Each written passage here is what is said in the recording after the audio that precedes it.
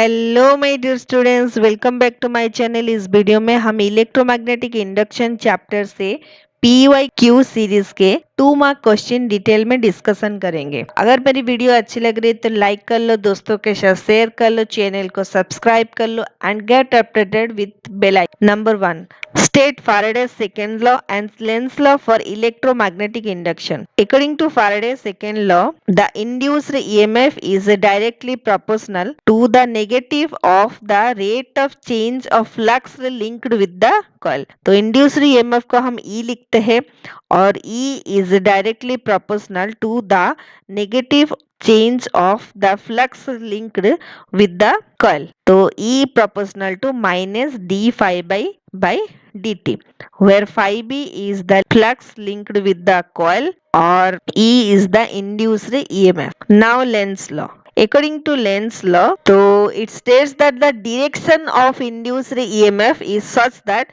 it opposes the direction of applied EMF. ये जिसकी वजह से प्रोड्यूस होती है उसको ही ये अपोज करती है। Clear?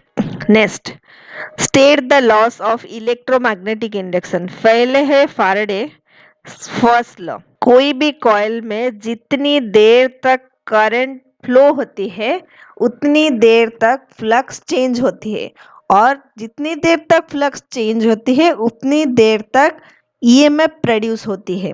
N EMF is induced as long as flux linked with the coil exist.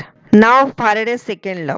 The rate of change of flux with the time is d phi b by dt. And induced EMF is directly proportional to the negative of change of flux linked with the coil. Or magnitude of induced EMF is equal to d phi b by dt. Now Lenz's law. कोई भी coil में जिसकी वजह से current produce होती है उसको ही वो अपोज करती है। तो direction of induced current is such that it oppose the cause which produce in it.